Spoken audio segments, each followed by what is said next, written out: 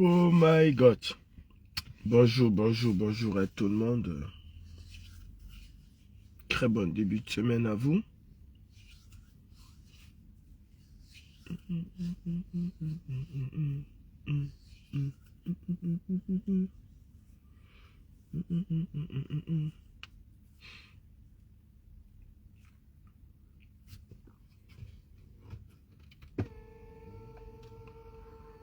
Oups. Voilà. Qu'est-ce qui se passe en réalité au Cameroun? Qu'est-ce qui se passe chez nous? Il y a l'affaire Aïcha Kamoas qui défraie la chronique depuis quelques jours. Et on voit les Camerounais se déchirer pour les qui sont pour, qui sont contre, qui est monté, qui est descendu.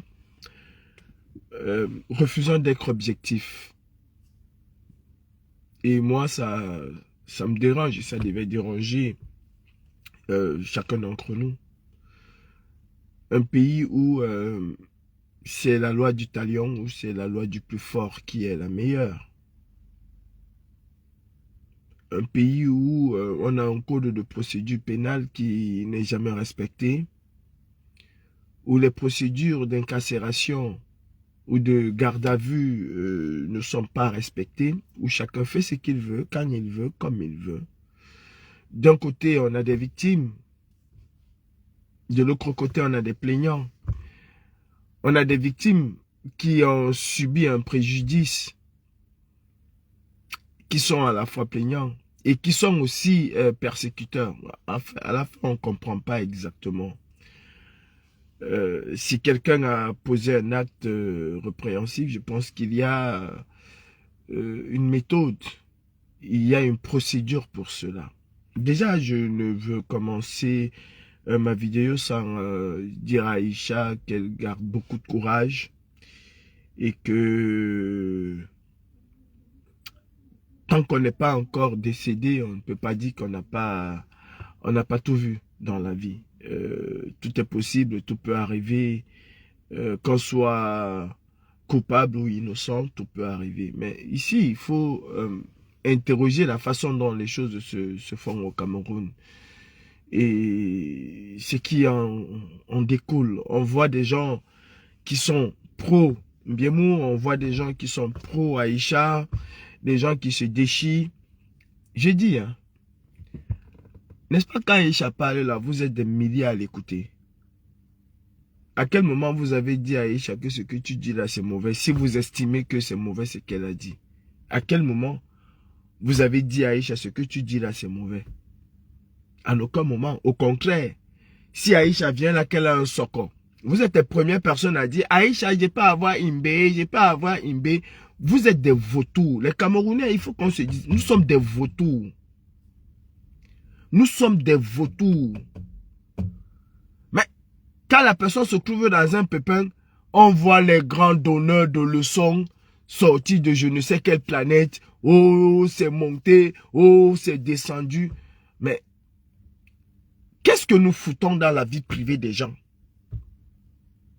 Quand on va parler des problèmes du Cameroun, si Aïcha allume son téléphone là, pour vous parler d'une situation au Cameroun, vous seriez combien à écouter Aïcha? Combien seriez-vous à écouter Aïcha? Quand Aïcha met ses lives là, pour promouvoir une Camerounaise ou pour aider une Camerounaise, il y a combien qui l'écoutent et qui participent? Aïcha, vous sait ce que vous aimez. Aïcha est en quelque sorte le reflet de la société camerounaise qui s'intéresse aux choses complètement idiotes, insensées, qui ne peuvent rien apporter à la nation. C'est ce que nous aimons, nous les Camerounais. Il y a des gens qui sont devenus des juges, des procureurs, des présidents du tribunal, des commissaires, des enquêteurs. Ils disent des choses farfelues, les unes comme les autres, qui ne tiennent pas la route. Tu ne connais rien dans le judiciaire, mais va sur Internet, va sur TikTok, mais tout le monde est juge, tout le monde est avocat, tout le monde est procureur, tout le monde a des notions de juridisme. Chacun dit n'importe quoi et ce qu'il veut. On se retrouve où des gens font semblant d'aimer Mbiemou, alors que non, ils règlent leurs problèmes avec Aïcha, ou alors les gens font semblant d'aimer Aïcha, alors que non. Au fond d'eux, tout ce qu'ils souhaitent, c'est que Aïcha aille en prison. Mais dans un pays normal, ça ne se passe pas comme ça. Cela ne se passe pas comme ça. J'espère seulement que ceux qui sont en train de faire ce qu'ils font là, j'espère que vous n'avez pas des enfants. J'espère que vous-même là, vous n'êtes pas encore trois mecs sous terre, parce que tôt ou tard, ce que tu souhaites à quelqu'un d'autre va finir par t'arriver. Ce que tu souhaites à quelqu'un d'autre va finir par t'arriver. Parce qu'il y a des gens qui viennent donner leur avis, même pas donner leur avis, dire des choses, d'autres qui vont incriminer Aïcha, d'autres qui vont pas, d'autres nanana, alors que vous êtes tous les jours dans la vie privée des gens. Vous racontez des choses complètement insensées sur la vie privée des gens. Vous diffamez à longueur de journée. Vous n'êtes pas mieux que ce que vous voulez défendre ou ce que vous voulez incriminer. Non mais, c'est l'hôpital qui se fout de la charité.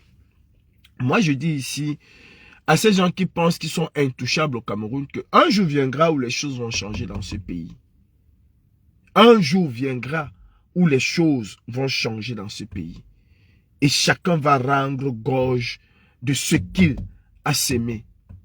Aujourd'hui, peut-être vous avez l'autorité, aujourd'hui, peut-être vous avez le pouvoir. Mais demain, vous pourriez perdre ce pouvoir-là. Les choses ne sont pas éternelles. En dictature, tout finit par s'effondrer tôt ou tard. Faites attention.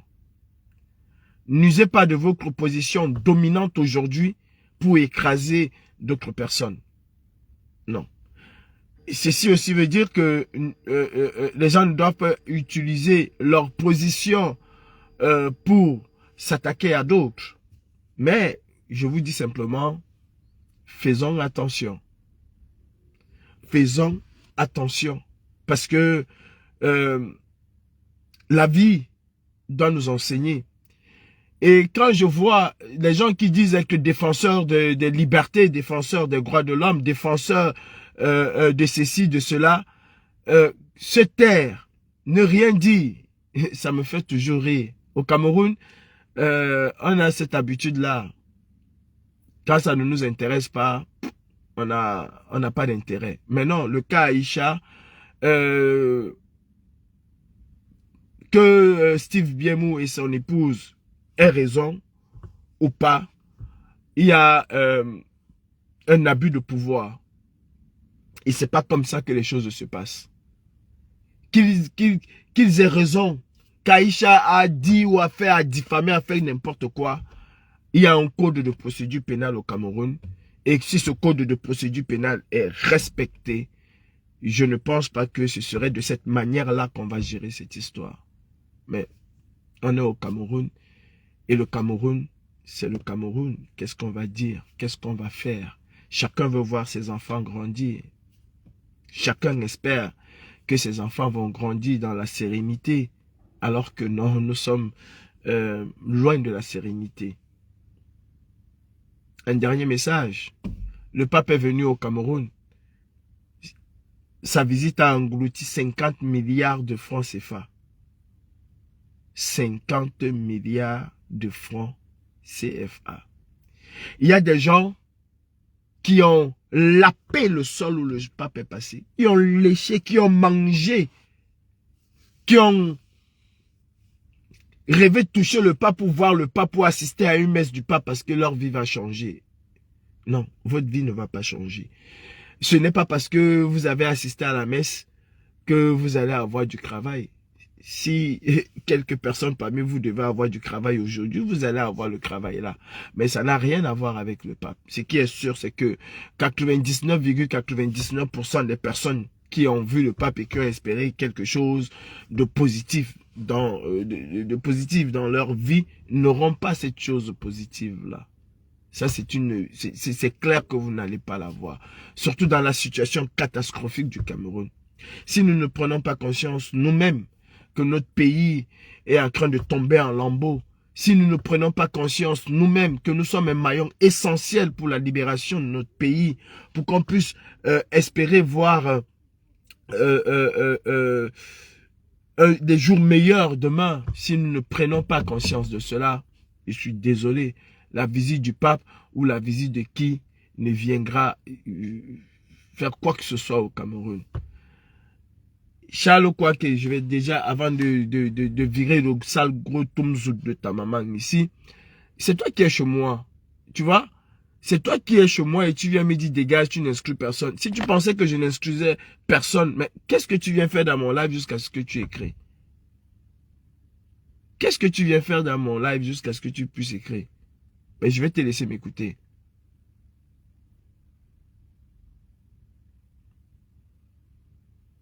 Donc c'est moi qui va venir libérer Jean Bertrand. Voilà la réflexion bidon des Camerounais. C'est moi qui vais venir libérer Jean Bertrand. Moi. Moi, je ne suis pas en prison. C'est moi qui viendra libérer Jean Bertrand. Il se battait au Cameroun là pour vous. Il se battait au Cameroun là pour vous. Il dénonçait les choses pour vous. Qu'avez-vous fait? Qu'est-ce que vous avez fait? Un seul Camerounais est sorti. Un seul Camerounais est sorti. J'attendais même ce genre de questions. Un seul Camerounais est sorti. Avez-vous vu des panels se faire partout sur la toile? Avez-vous vu des députés et je ne sais quoi sortir sur l'affaire Jean Bertrand? Personne n'est sorti. Parce qu'en réalité, ce qui doit vous intéresser au Cameroun ne vous intéresse pas. Il est même dangereux de se battre pour les Camerounais. Il est même très dangereux de se battre pour les Camerounais. Très, très dangereux. Et on comprend pourquoi beaucoup de personnes ne veulent même pas se mettre dans les affaires des Camerounais.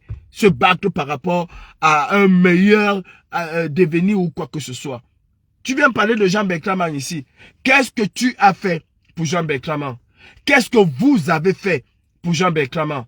Vous êtes très champion pour dire bravo, bravo champion, vraiment grand combattant, vraiment. Vous prenez des idiots avec ces histoires-là.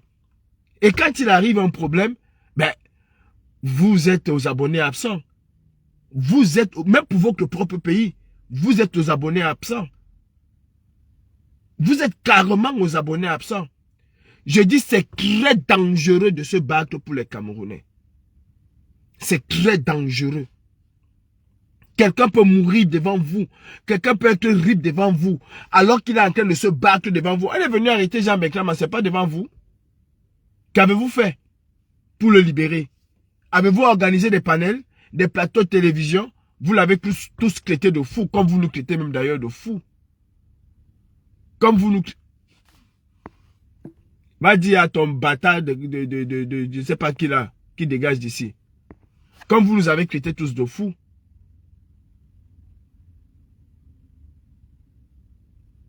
Et avec ça, vous pensez qu'il y a quoi qui va changer au Cameroun? Vous méritez ce qui se passe là. Vous aimez ce qui se passe là. Vous aimez correctement. On a arrêté Aïcha. Il y a eu des panels en faveur, il y a eu des panels contre. On a arrêté Jean Bertrand. Qui a dit quoi? Qui a fait quoi? Alain Dilouk Mané là-bas, qui dit quoi? Qui fait quoi? D'ailleurs, vous êtes encore tous en train de dire c'est bien fait pour lui. Et c'est vous qui dites, oh, le pays ici va changer un jour. Le pays ici va changer un jour. Vraiment, peuple camerounais, si c'est pas quelque chose qui vient du cœur, c'est très dangereux de se battre pour vous. Et c'est très difficile même d'ailleurs de se battre pour vous. Parce que pour la plupart, vous êtes inconscients. Pour la plupart, vous êtes inconscients. 99% d'entre vous, vous êtes inconscients. Vous aimez le Congo ça. Vous adorez la vie privée des gens. C'est ce que vous adorez. Allez-y, continuez. Continuez. Moi, ce que je suis venu dire, c'est que c'est une injustice. Point barre. Je ne veux pas rentrer dans le « elle a fait que »,« elle a dit que »,« elle a fait que ». C'est une injustice. Aïcha Kamoise, beaucoup de courage. Tu sortiras de là. Et tu vas sortir de là. Ce qui est sûr. Sur ce, agréable journée. Jean Bertrand s'est battu pour vous. Jean Bertrand était le grand combattant. Mais une fois que il est là où il se trouve, vous l'avez tourné le dos. En fait, vous ne voulez même pas un changement en réalité. Ou alors vous attendez que ce soit le pape ou Jésus-Christ qui vient. Jésus-Christ et le pape ne viendront rien faire. Rien du tout. Et je vous dis, allez vous faire foutre. Allez vous faire maigre où vous pensez. Parce qu'à un moment, on ne sait pas dans quoi on est en train de naviguer. On ne sait pas dans quoi on est en train de naviguer. Le Camerounais est tellement versatile, le Camerounais est tellement hypocrite, le Camerounais est tellement méchant que quelqu'un même est en train de te sauver, mais tu es en train de comploter ou bien de vouloir rip la personne qui est en train de te sauver. On va aller où? On va arriver où? C'est vous qui n'avez pas d'hôpitaux. C'est vous que les enfants sont rip dans nos hôpitaux parce qu'il manque une poche de sang. C'est vous qui vivez dans la misère. C'est vous qui vivez dans l'obscurité. C'est vous qui vivez dans la précarité. C'est vous qui vivez dans l'abus de pouvoir. C'est encore vous qui insultez. Mais qu'est-ce que vous voulez à la fin? Qu'est-ce que vous voulez à la fin? Ouais, Faustine, voici ma nouvelle vie. Et ta nouvelle vie aussi, c'est de me suivre tous les jours. C'est de venir regarder ce que je fais tous les jours. C'est aussi ça ta nouvelle vie. C'est de me suivre tous les jours. Quand ma vie là avant était de parler de Kamto, ce n'était pas ma nouvelle vie, c'était la bonne vie. Mais quand je viens te dire que Kamto est un tchong, est un traître, voilà ma nouvelle vie. Bande de malades mentaux que vous êtes. Agréable journée à vous, beaucoup de courage Aïcha Kamoas.